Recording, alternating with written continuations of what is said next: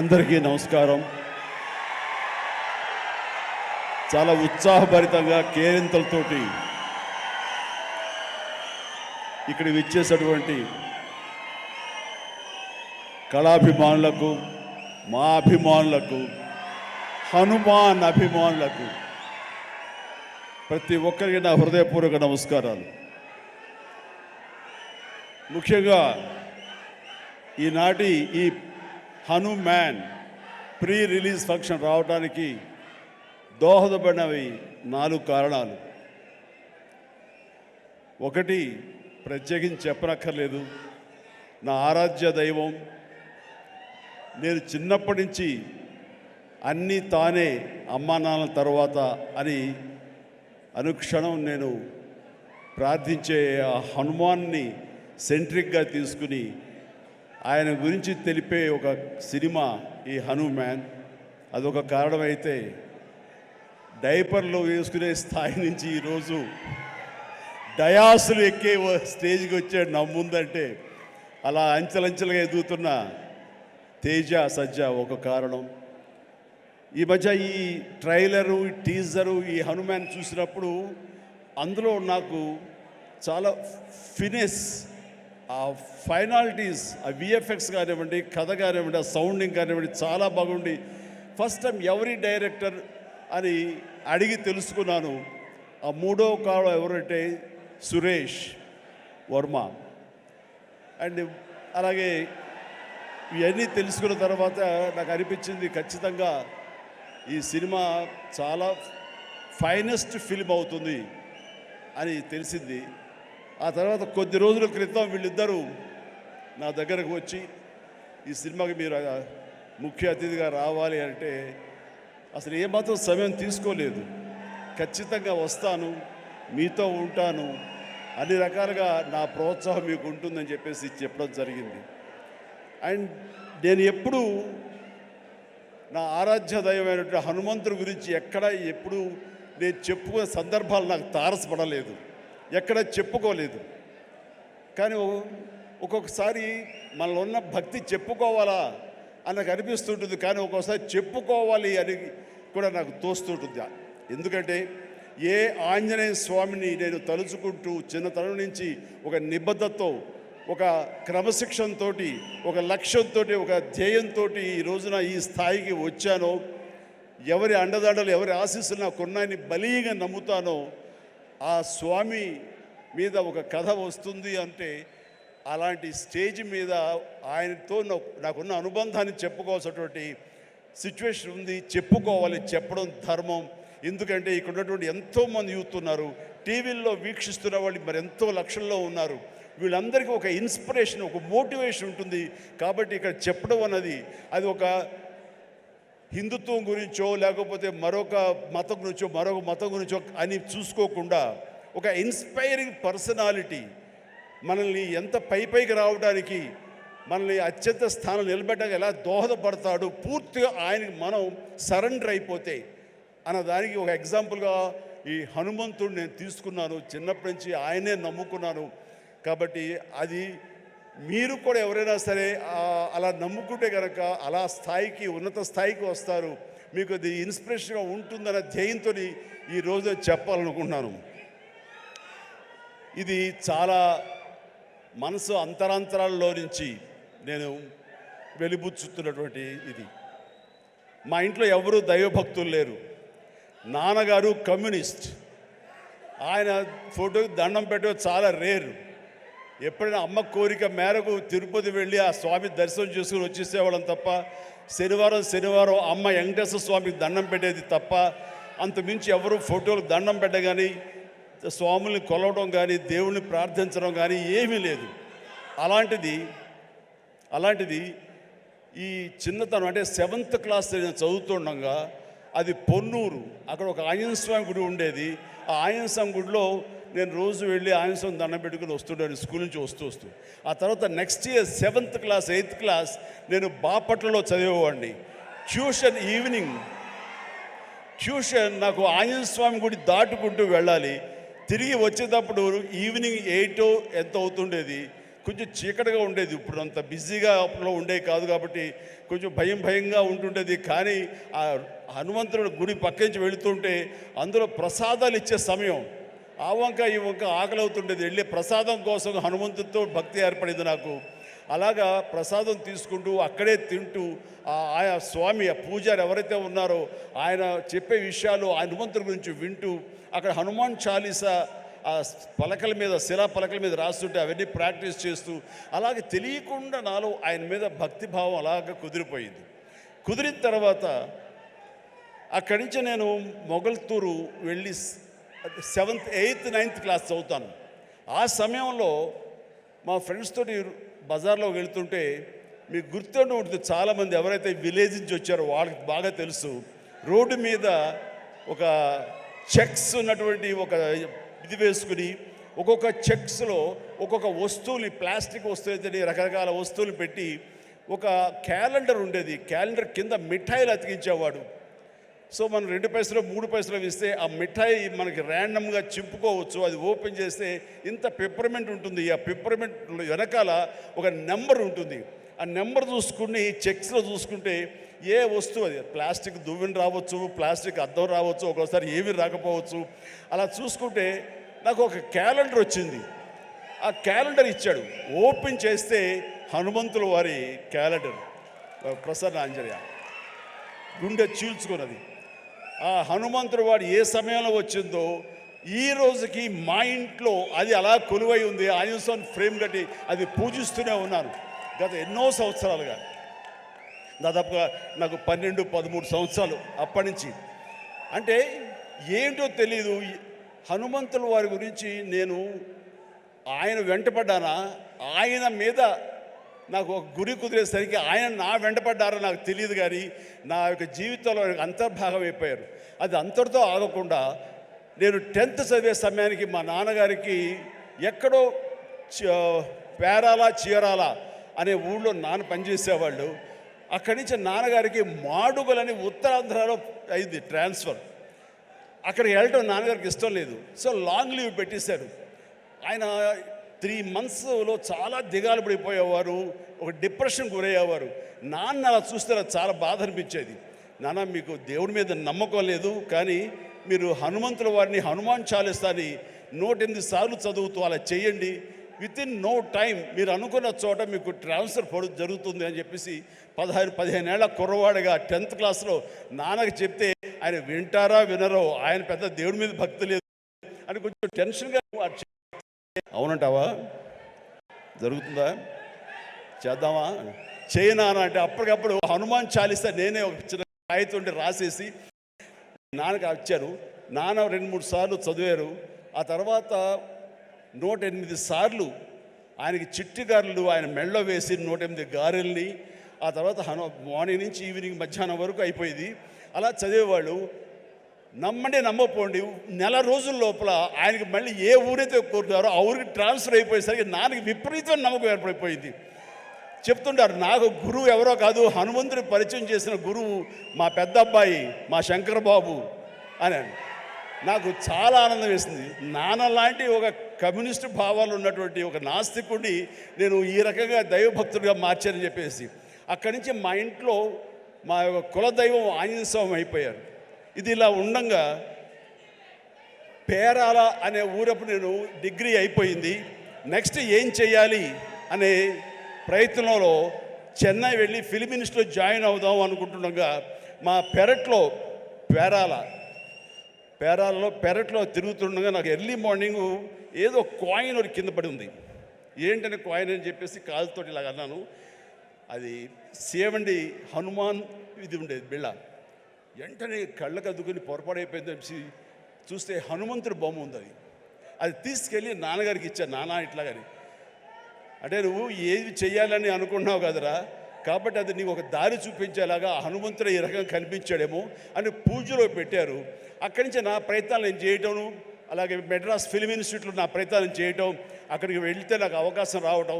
నేను వెళ్లే ముందు నాన్నగారు దీన్ని ఒక దండగా, ఒక లాకెట్, ఆర్టిన్ షేప్లో ఒక లాకెట్లో పెట్టి నా మెడలో వేశారు. అది నేను చాలా ఒక ఆశిస్తులాగా ఒక మనోధైర్యం, అంటే జేబులో బొమ్మ ఉంటే ఎంత ధైర్యంగా ఉంటుంది ఆ రకంగా ఫీల్ అయ్యి వెళ్ళేవాడిని. అప్పటి నుంచి అవకాశాల మీద అవకాశం ఎలా వచ్చినాయో 1977 నుంచి 78 అండ్ 79 ఆ ప్రాంతంలో, సారీ 78 79 అక్కడి నుంచి అవకాశాలు ఎక్కడ కూడా ఆగకుండా రావడం జరిగింది. అంత ఆ స్వామి మహిమ అనుకునేవాడిని, ఆయన నిరంతరం పూజించుకునేవాడిని. ఆయన్ని పూజించుకునే ప్రతిసారి నన్ను ఉన్నతమైన స్థితికి తీసుకెళ్ళి స్వామి నేను కూడా అంత క్రమశిక్షణతో ఉంటాను, ఎక్కడ వక్రదారులు కానీ వంకరదారులు కానీ నేను వెళ్ళను, అంత ఒక స్థితభేదంతో ఉంటాను, ఖచ్చితంగా డిసిప్లిన్గా ఉంటాను, క్రమశిక్షణతో ఉంటాను, ఎప్పుడు ఆయనతో ఇంటరాక్ట్ అవుతూనే ఉంటాను, ఆయనతో సంభాషిస్తూనే ఉంటాను. అలాంటి నేను అది పెట్టుకున్నప్పుడు చాలా సినిమాలు చేశాను. నాకు తెలిసి 1980లో ఒక సినిమా తాతయ్య ప్రేమలేలు, దానికి డబ్బింగ్ చెప్తుండగా ఒక ఏవిఎం జీలో కూర్చున్నాను. ఆ తర్వాత డబ్బింగ్ చెప్పారు. ఇంటికి వెళ్ళేసరికి లోపల బిళ్ళ కనపడలేదు, ఆ పై చుట్టూ ఫ్రేమ్ మాత్రమే ఉంది. ఎంత డిప్రెస్ అయిపోయానంటే, ఏంటి నేను ఏం తప్పు చేశాను, ఎందుకు స్వామి నా నుంచి దూరం అయిపోయాడు, ఇది నాకు ఏమైనా మంచిది కాదా, అపశకునం అంటూ అసలు భోంచేయలేదు, ఏమీ చేయలేదు, తల్లడిల్లిపోయా. ఆ తర్వాత 2 days తర్వాత మళ్ళీ అదే థియేటర్కి డబ్బింగ్ చెప్పడానికి వెళ్ళినప్పుడు ఎక్కడితే కూర్చొని అక్కడే కూర్చున్నాను. అలాగే కూర్చుంటూ స్వామి దొరికితే బాగున్నట్టే కరెక్ట్గా రండి, ఆ తివాచి ఉంది కింద, అక్కడ ఇరుక్కుపోయి మళ్ళీ స్వామి కనిపించేసరికి ఎంత ఎనలేని ఆనందం, ఎంత ఇదంటే నాకు ఇండస్ట్రీలో తిరుగులేదు, స్వామి నన్ను పరీక్ష పెడుతున్నాడు, అంతేగాని ఇంకోటి కాదు అంటూ స్వామి నేను ఎప్పుడు వదలను అంటూ ఆయన్ని పెట్టాను. మా నాన్నగారికి చెబితే ఆయన అరే చుట్టూ కొంచెం క్లాంప్స్ లాంటివి పెడదాము, సోదరు అసలు కదలదు, ఆ స్వామిని కాంక్రీట్ చేసుకుని నీలో ఉంచేసుకుంటూ అవుతుందని చెప్పేసి నాన్న దాన్ని మళ్ళీ రీడిజైన్ చేసి వేశారు. మీరు అప్పటి నుంచి సినిమాలు చూస్తే, నా ఓల్డ్ సినిమాలు, ఆ లాకెట్ ఎప్పుడు నా మెడలో ఉంటుంది. నేను ఒక భేద క్యారెక్టర్ వేసినా సరే అది మెడలో ఉండకూడదంటే తీసి నడుము దగ్గర ఎక్కడో పెట్టినవాడు తప్ప ఆయన నాకు దూరం అయిపోకూడదు, బిగించి హోల్డ్ చేసి ఆ హనుమాన్ నేను ఇక్కడ పెట్టినవాడిని. ఆ తర్వాత 2000 ఇయర్లో నేను అన్నయ్య సినిమా చేస్తుండగా, అన్నయ్య సినిమాలో 2 క్యారెక్టర్లు, ఆట కావాలా పాట కావాలా, అది సిమ్రాన్తో చేసే ముందు ఒక చెట్టుకు నేను పట్టుకుని వేలాడుతుంటాను. నా ఆత్మారాముడు నన్ను లాగి నెట్టి ఆ అమ్మాయి వైపు నెడతాడు. నెట్టేప్పుడు ఇది హ్యాంగ్ అవుతుంది సార్, అడ్డుగా ఉందని కెమెరామెన్, బహుశా ఎవరు మన కెమెరామెన్ చోటకే నాయుడు ఆ మాట అనకపోయి ఉంటే ఇప్పుడే నా దగ్గర ఉండేది అనేసి అలాగా అని చెప్పి తీసేశారు. ఇలాంటి ఎవరో పక్కన ఉంటే పక్క వాళ్ళకి ఇచ్చేస్తాను. ఆ తర్వాత మర్చిపోయాను, కనపడలేదు. అయితే ఏదంటే లేదు ఎవరి దగ్గర లేదు, సరిగ్గా ఎత్తకంటున్నాను, ఎవరి దగ్గర లేదు. పోలే స్మాల్ ఒక 2 సవర్ల బంగారం అనిపించింది. ఏంటి తేడా, 80లోనేమో తల్లడిల్లిపోయాను, స్వామి నుంచి దూరం అయిపోయారని.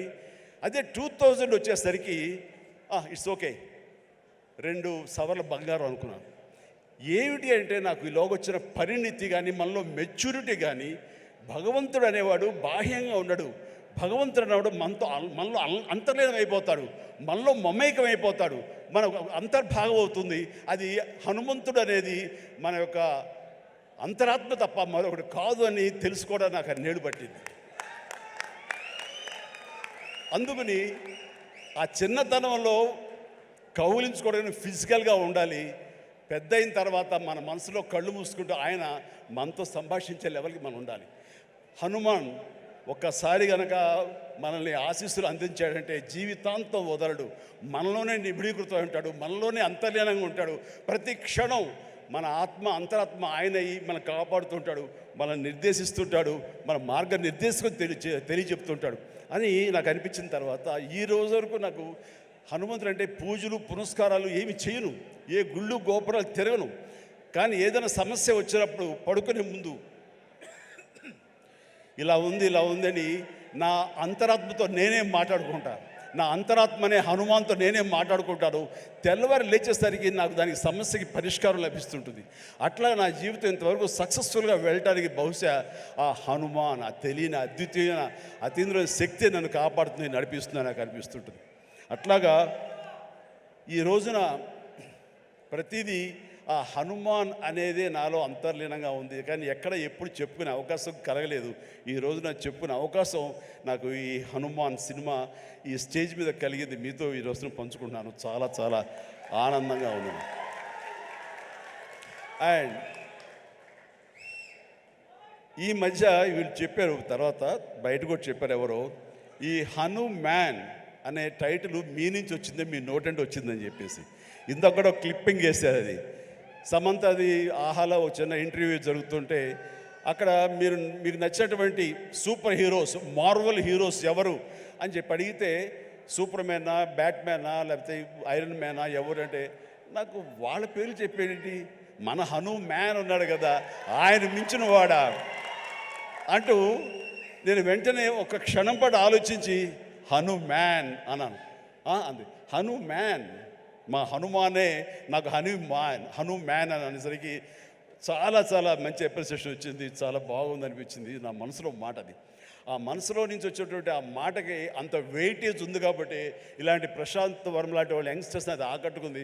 ఇదే మన సినిమా టైటిల్ ఎందుకు అవ్వకూడదని వాళ్ళు నిర్ణయించుకోవటం ఇది నాకు మరింత ఆనందంగా ఉంది. ఆ రకంగా స్వామి మీతో ఉన్నాడు, ఆయన ఈ టైటిల్ పెట్టాడు, ఆయనే మనకు అందరికీ స్ఫురించేలా చేశాడు. కాబట్టి ఖచ్చితంగా ఈ సినిమా ప్రేక్షకుల ఆదరణ పొందుతుంది అనటంలో ఎలాంటి సందేహం అక్కర్లేదు. ఇది ఎంత కష్టపడ్డారనడానికి, దీనికి ద బెస్ట్ ఫిల్మ్గా రాబట్టడం కోసంగా ఫస్ట్ గ్లిమ్స్ నుంచి కూడాను వావ్ ఏంటి సినిమాని, దాని సినిమా వైపు అందరూ ఆకర్షితులు అయ్యేలాగా చేయగలిగాడంటే కనుక ఆ పరిధానంలో ఆ అత్యంతం ప్రశాంత్ వర్మ తీసుకున్న శ్రద్ధాశక్తులే. కాబట్టి ప్రశాంత్ వర్మ మీ యొక్క కష్టం, మీ యొక్క ఇది ఆలోచనలు, అలాగే మన హీరో తేజ యొక్క కష్టం, అతని శ్రద్ధాశక్తులు ఇది వృధా కావు. ఎందుకంటే ఈ సీజన్ అనేది అంత మంచి సీజన్. ఎన్ని సినిమాలు వచ్చినా సరే ఎన్ని సినిమాలు వచ్చినా సరే ఖచ్చితంగా ప్రేక్షకులు బాగుంది, మన కంటెంట్లో మన సత్తా ఉంది, మనకు ఆ దైవ ఆశీస్సులు ఉన్నాయంటే కనుక ఖచ్చితంగా ఆదరిస్తారు, హక్కును చేర్చుకుంటారు, పెద్ద విజయాన్ని మీకు అందేలా చేస్తారు. కాబట్టి ఎలాంటి డౌట్ అక్కర్లేదు. అయితే ఇది పరీక్షాకాలం అనుకోవచ్చు, కొన్ని థియేటర్లు అనుకునే విధంగా మనకి లభించకపోవచ్చు. It's okay. ఈరోజు కాదు రేపు చూస్తారు, రేపు కాకపోతే సెకండ్ షో చూస్తారు, సెకండ్ షో కాకపోతే థర్డ్ షో చూస్తారు. బట్ కంటెంట్ బాగుంటే ఎన్నో రోజులు చూసినా, ఎన్నో షో చూసినా సరే దీనికి మార్కులు పడతాయి. ఈ రోజున ఇందాక చిన్నవాడే సరే చాలా పెద్ద మనసుతో అన్నాడు, అన్ని సినిమాలు వెంకటేష్ సినిమా, నాగార్జున సినిమా, అలాగే మన మహేష్ బాబు సినిమాలు, అన్ని సినిమాలు ఆడుతాయి. ఈ సినిమాలు అన్నీ ఆడాలి, పరిశ్రమ పచ్చగా ఉండాలి. వాటితో పాటు మా ఈ సినిమా హనుమాన్ కూడా ఆడాలని నేను ఎంతో మనస్ఫూర్తిగా నేను కోరుకుంటాను, జరుగుతుంది. అండ్ ఇదే ఒకసారి నేను దిల్ రాజుతో అన్నాను, దిల్ రాజు ఏంటి మన 2016-17లో మా 150 సినిమాను బాలకృష్ణ గారి సినిమా ఒకటి రిలీజ్ అయినప్పుడు ఏంటి మళ్ళీ ఈ సినిమా రిలీజ్ చేస్తాం, కొంచెం డిలే చేయొచ్చు కదా అని అంటే, సార్ అలా కాదు సార్, మా కంటెంట్ బాగుంటుంది, శతమానం భవతి అని, మీ పెద్ద సినిమాలు మధ్యలో ఈ సినిమా ఆడకుండా పోదు సార్, ఏం పర్వాలేదు అన్నాడు. ఓకే, అంత ధైర్యంగా ఉంటే వెల్ అండ్ గుడ్ అన్నాను. ఆ సినిమా కూడా బాగా ఆడింది. కాబట్టి అదే దిల్ రాజు గారు అందరికీ మనకు చెప్పినట్టుగానే ఈ రోజున ఈ సినిమా కూడా బాగా ఆడుతుంది. సో ఎందుకంటే దిల్ రాజు గారు లాంటి ఎంతో సీనియరు, ఆయన ఎంతో ఎక్స్పీరియన్స్ ఉన్న మనిషి, ఏ సినిమా ఏ సీజన్లో ఎలాగ ఆడుతుంది, ఒక్కో సినిమాకి ఎంత పటిష్టత ఉంటుంది, ఏ సినిమాకి ఎంత లాంజివిటీ ఉంటుంది, ఏ సినిమా ఎలాగ ఆదరిస్తారు, ఏ సీజన్ అనేది బాగా తెలుసు. కాబట్టి ఈ సినిమా వస్తే కూడా ఈ సినిమాకు కూడా అంతటికి అంత ఆదరణ ఉంటుంది, అంత విజయం చవి చూస్తాడు మనస్ఫూర్తిగా కోరుకుంటూ, ఈ రోజున ఇతర క్యాస్ట్ గురించి చెప్పాలంటే అమృత అమ్మాయి హీరోయిన్గా ఉందన్నారు. గాడ్ బ్లెస్ యూ అమ్మా, ప్లీజ్ మీరందరూ రావాలి, యంగ్స్టర్స్ రావాలి. అలాగే నా స్నేహితుడు శరత్ కుమార్ కూతురు వరలక్ష్మి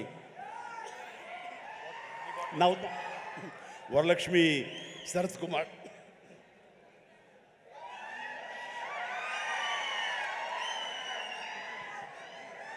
ఈ మధ్య కాలంలో అమ్మాయి సినిమాలు చూస్తూ వస్తాను. ఒక్కొక్క క్యారెక్టర్ ఒకలా చేస్తుంది.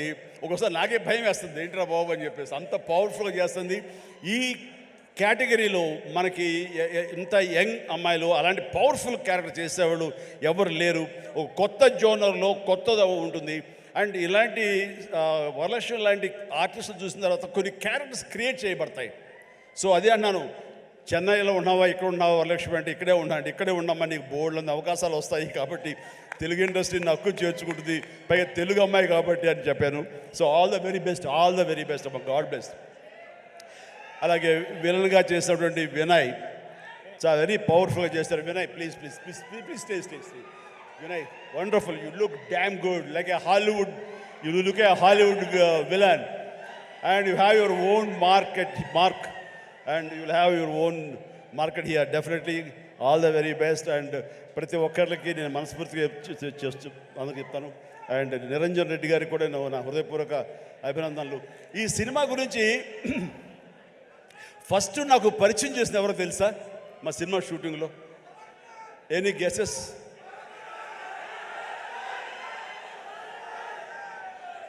Getup scene.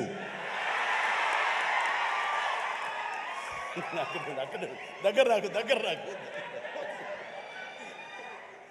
And getup Seenu, sir ఒక సినిమా చేస్తున్నాను సార్ నేను, మీరు హనుమంతుల భక్తులే కాబట్టి మీతో షేర్ చేసుకోవాలని.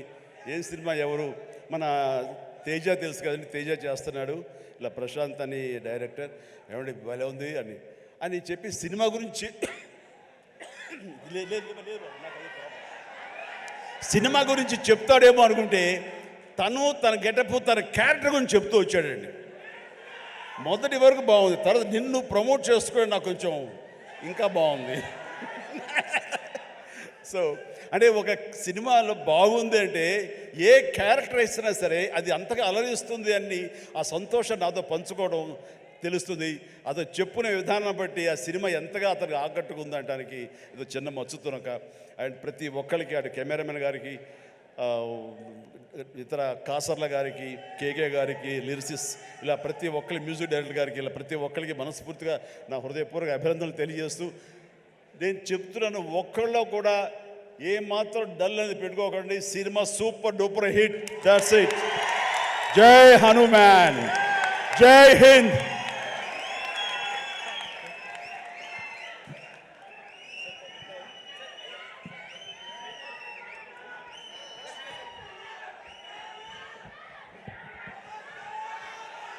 ఒక చక్కటి అనౌన్స్మెంట్ చేయండి, మీ నోటితో చేస్తే బాగుంటుంది అని హీరో, ప్రొడ్యూసర్ గారు, డైరెక్టర్ గారు నాతో చెప్పారు. ఈ సినిమా రామమందిరం అన్నది ఇదే సమయంలో అక్కడ రావటం, దానికి మా అందరికీ ఆహ్వానం రావటం, రేపు 22వ తారీఖు మేము అక్కడికి వెళ్ళేందుకు అన్ని రకాలుగా సంసిద్ధం అవటం, ఇవన్నీ కూడా ఒక శుభ పరిణామం. ఆ సందర్భంగా వీళ్ళు ఏమన్నారంటే, మా సినిమా ఆడినన్న రోజులు వచ్చే కలెక్షన్స్లో ప్రతి టికెట్ పై 5 రూపీస్ రామమందిరం అయోధ్యకి ఇవ్వడం కోసం సమాయుత్తం అయ్యాం అని చెప్తుంటే ఇది వండర్ఫుల్ అండి. మీ యొక్క స్వకార్యంతో పాటు దైవ కార్యానికి కూడా మీరు నడుము బిగించినందుకు ఆశీస్సులు నిండుగా ఉంటాయి. ఈ సమయంలో ఎవరు ఇతోధికంగా ఎంత ఇచ్చినా సరే డెఫినెట్గా ఇది ఒక బృహత్కర కార్యక్రమం, చరిత్రలో నిలిచిపోయేటటువంటి ఘట్టం ఈ రోజున రామమందిర నిర్మాణం. కాబట్టి మీ యొక్క ఆ పుణ్యం కూడా మీకు దక్కుతుంది, మీ అందరికీ అది వరం అవుతుందని కోరుకుంటూ విజయాన్ని సాధిస్తుంది అంటే ఎలాంటి సందేహం లేదు. God bless you all.